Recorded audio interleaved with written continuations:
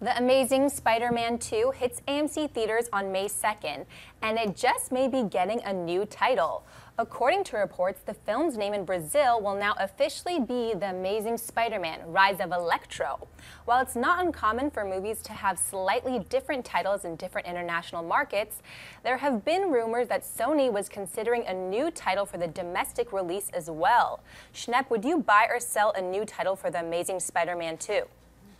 Well, I spent about 12 weeks in Brazil working on these TV shows back in 2004. And when I went to just check out some of their DVD stores, the movie Dune, David Lynch's Dune, was called Lost Desert. So you just might as well throw away.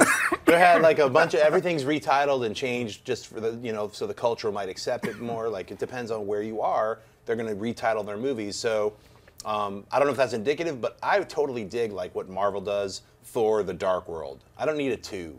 I'm happy with not having the numbers. So Spider-Man, Rise of Electro, the third one could be like, you know, Mysterio Appears or whatever. It's a horrible title. No one would ever use Mysterio Appears. But you know what I'm saying. So yeah, I think it's great. I hope it's the American title, Rise of Electro. Yes? I'm gonna sell it. It's fine if it's for the Brazilian audience, but I think the title Rise of Electro is kind of cheesy. There's too much of this Rises stuff. We got Dark Knight Rises, Rise of the Guardians, Rises or Age of. Yeah, Rise of the Planet of the Apes. So yeah, I don't want to see that. I don't mind not having the 2, but find another title. Dennis, what about Age of Electro? See, I'm going to, oddly enough, I'm going to buy this. And here's why. I am notorious. I'm completely opposite from you, Schnepp. I prefer numerical titles.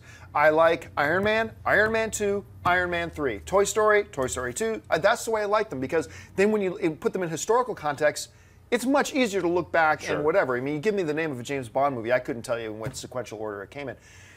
But I'm going to make an exception for The Amazing Spider-Man, and here's why. Simply because it's the rebooted franchise.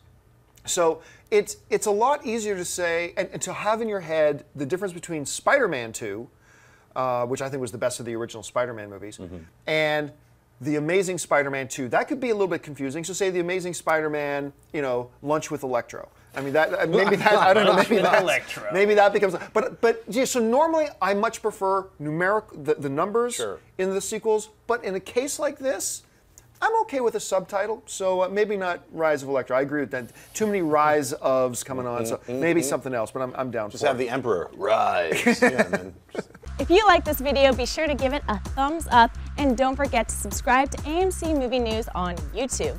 It's free and a great way to stay updated with all the latest movie news and check out our daily show, AMC Movie Talk. Also, don't forget to check us out on Facebook and Twitter to stay in the loop for our special prizes, giveaways, and contests.